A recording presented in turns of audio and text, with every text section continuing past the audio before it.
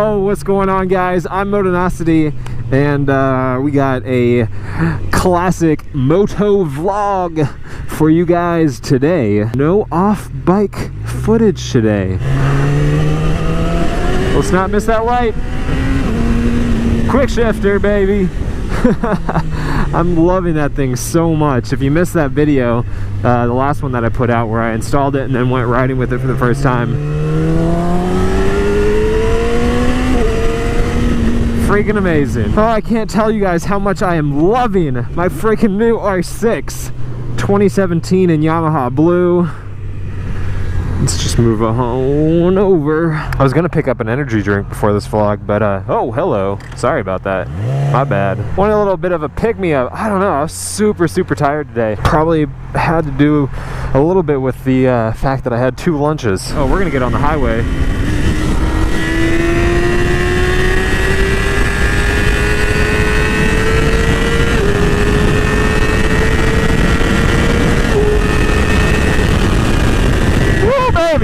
Oh yeah!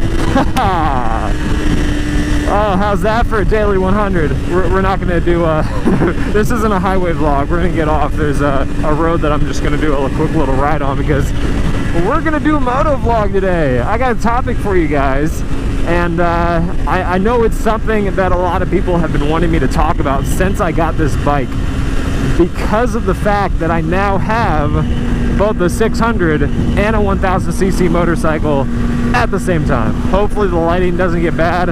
I decided to chance it and use my daytime GoPro settings rather than my dusk or nighttime settings. Oh yeah.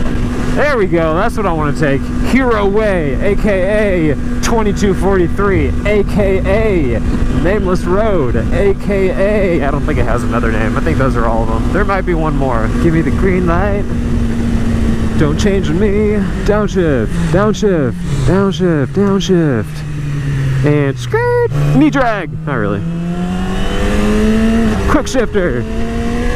Quick shifter. Quick shifter. I love that thing so much. It's so nice. I'm feeling so good tonight, guys. That's what I was gonna say. Like I was gonna get an energy drink, and then I got out on the bike, and it just it gave me all the energy that I needed. I don't need a freaking energy drink getting on this thing. I love it. I can't tell you how much. Like, I mean, I can tell you. I'm telling you right now. I love it a lot. Okay, that's how much I like it. God, why are you getting on my case tonight, guys? But no, like, I'm so excited for this, and it's probably like a lot of just novelty. I really am just excited for a new bike, but this bike, it's pretty awesome. Not gonna lie. You know, I'm not gonna lie to you guys. I would never do that. Oh, you know what? No wonder that road didn't look all that familiar, because I was not supposed to turn on it. Wait, no, maybe I was. What road is this? Now I'm confused. I think that's the road that I want. It is. Okay, so that's 2243 that way. I don't know. I'm very confused. Maybe I'm learning new things. That's so weird. 2243 going that way back there. 2243 going this way up here. Messing with my brain, guys. Oh, that's me. We're going left. Green light. Oh, hello. What the heck? What kind of freaking lane setup is that? Hello, H-E-B. Best grocery store on earth. Yeah, you right there. Something's gotten into me tonight. You know what? You know what's gotten into me? This freaking motorcycle. If you know. So we got a topic for you guys today: 600 versus 1000cc motorcycles. And yeah, I've made vlogs in the past talking about 1000cc bikes, aka liter bikes, and that's liter as in L-I-T-E-R, a unit of measurement. Now, you Americans may not be as familiar with liter. You also may not be as familiar with cc's, but you know, here we are. And yeah, I've made a couple vlogs in the past. I'll link those down in the description. And if you're too lazy to scroll down and you just want to click that little I way up there in the top right of the screen. But we're going to talk about this again because I'm freshly on an R6, whereas before I was going from a 600 to a 1000. So I used to have an R6 and then I got an R1. I'm keeping the R1, but I picked up an R6, and you know, the setup for this story Story time. 600cc versus 1000cc. The time that I died. Story time hashtag. But it's a little bit different this time because the freshest motorcycle in my mind and the one that I rode most recently, you know, the one that's underneath my butt right now, the R6, the 600. So maybe my mindset will be a little bit different, but I think my thoughts will be relatively the same. So I will start off this video, and what, man, freaking so much construction. Look at all this dirt. My freaking nose getting all tickled by my microphone cover. Woo! I think I've opened and closed my visor like 1,000 times already.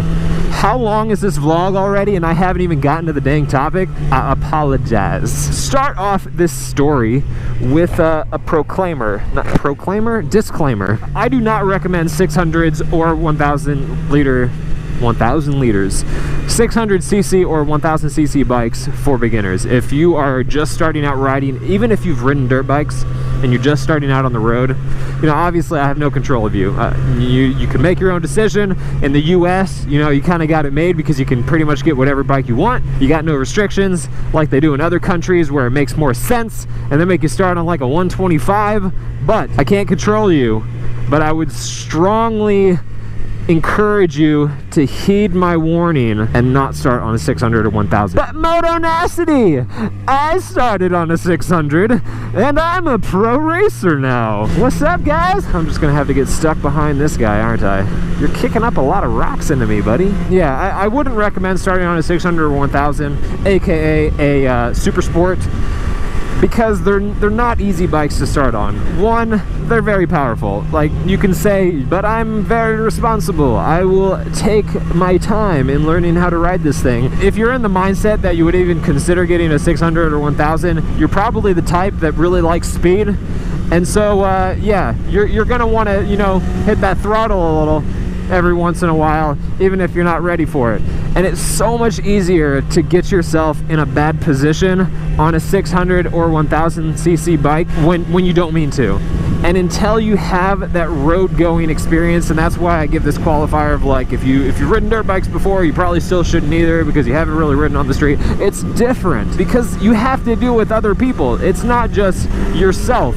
You're dealing with everyone else on the road, and you have to think about everyone else on the road and what stupid decisions they're gonna make. But this is not a vlog about which bike you should start on, except maybe a little bit. I just wanted to leave that disclaimer. You probably shouldn't, because no matter how much you say you're not gonna, you know, twist the throttle a little bit, which you probably are, and if you're not going to, then why do you even need it, you know? And I went on this like long Twitter rant a few weeks back about this. One of the things that I said, one of the biggest reasons people say, well, I want to start on a 600 because it's a waste of time and money to start on something smaller because I'm just gonna get sick of it real quick.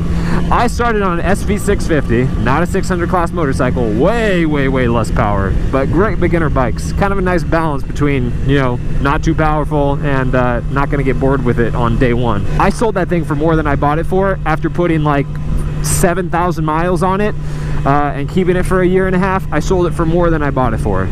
It's not that hard to buy a used bike and sell it for more than you bought it for. Just putting that out there. Now that we have that disclaimer out of the way, differences between the 600 or 1000 and which one you should buy. So let's go into this thinking that you already have ridden motorcycles. Maybe you started on a 300, maybe you started on a 650. Whatever you started on, you're thinking about getting a super sport and you want to know which one to get. Nothing is better than getting on both bikes and seeing which one you like best. One of the points that I made in one of my past videos was that a 1000 is actually not a whole lot different from a 600, and I stand by that statement. I really don't think that they are. They both feel about the same in how you sit. They're both pretty aggressive seating styles. They have similar power, and obviously a liter bike is going to have far more power. But the thing is, a lot of bikes now have modes. So like the old R6 does not, but a lot of liter bikes have. Yamaha's R1 started having modes back in 2009, which is the R1 that I have. So you can put it into conservative mode, which is B mode. So you always can tone down the aggressiveness of the bike. Now obviously that's not the case for every single super sport, but for a lot of them it is. But let's get back to comparing these things. What are the main differences between a 600 and a Super Sport?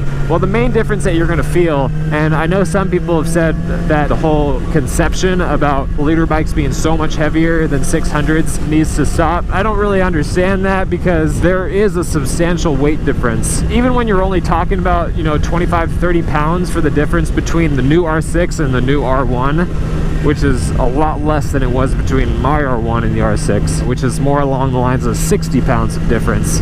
You're still going to feel that on the road. When you start throwing this bike into turns, it is a lot easier to manage the 600 than it is the R1, which is one of the things I talked about in my video about why I got the R6. It's a lot easier to just enjoy being on the R6 in some situations, because you don't have to really manhandle the bike. It's, you know, it really just allows you to toss it around, which makes it a little bit easier for someone who hasn't ridden a Super Sport before to get comfortable riding that kind of bike.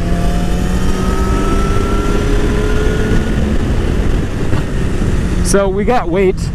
I think it's a big difference, but when it comes to deciding which bike to get, you can't just say, oh, well, I want to get the lighter bike because that's better. Because in some ways, it's nicer to have the heavier bike. If you're going to be doing a lot of commuting on your bike, it's nice to have the heavier one, because on the highway, you're not getting tossed around by other cars, by the wind off of other cars, off of semis. Oh my God, you really get thrown around on a 600 sometimes from semis. For when you do want to get up there in the speeds, the 600 is really, I wouldn't say unstable. My R1 just freaking plows through the air even at 150. This is a little bit wobbly. There's less weight for that wind to throw around, and you just don't dart through it like you do on a heavier bike. You know, this is something that I've said before, but the liter bikes just feel more planted when you're just cruising around. It makes it a little bit more comfortable to ride. But it's weird. There's so many different like counterbalances on different points for one versus the other, because I say, you know, it's very planted, but then the lightness of the 600 makes that comfortable in situations as well.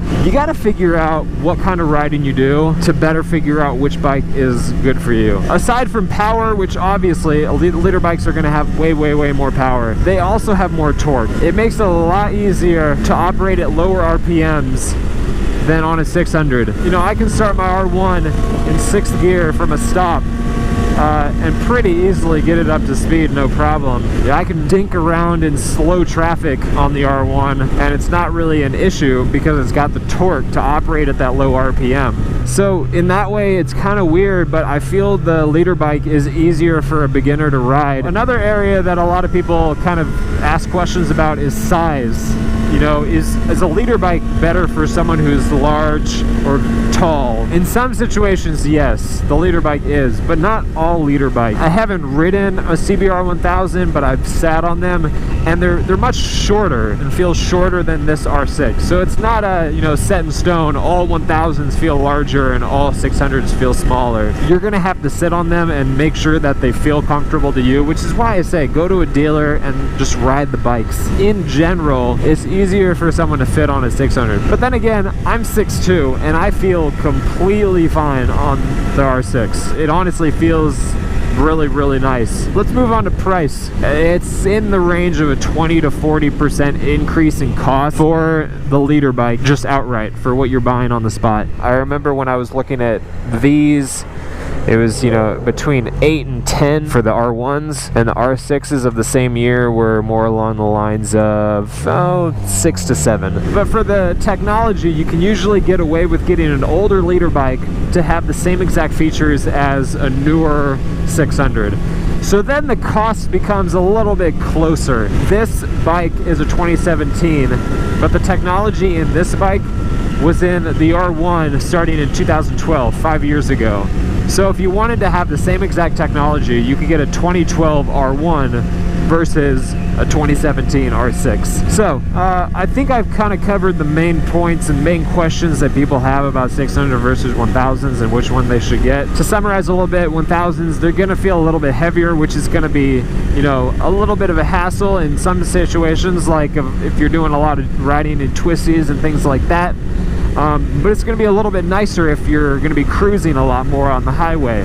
The 600 is lighter, so you're going to get thrown around a little bit on the highways. Not a whole lot, like I don't want to like blow it out of proportion, but it's noticeable. But it's going to be a lot easier to just control the bike and have a lot of fun with it. Don't think that there's not room for improvement, like you're going to somehow like reach the edge of abilities on a 600 and need to upgrade to a 1000. I'd say a lot of people don't even ever upgrade to 1000, which is why I kind of don't understand the point of like, well, 1000 is way too much for the street. Because by the same argument, like a 600 could be way too much for the street. And in some situations, a 1000 is too much for the track. You know, I ride COTA. The track closest to me is Circuit of the Americas, the F1 track. It is massive. And an R1, a leader bike, fits that track well because you're actually able to get that thing up to speed. But on a lot of tracks, they're smaller.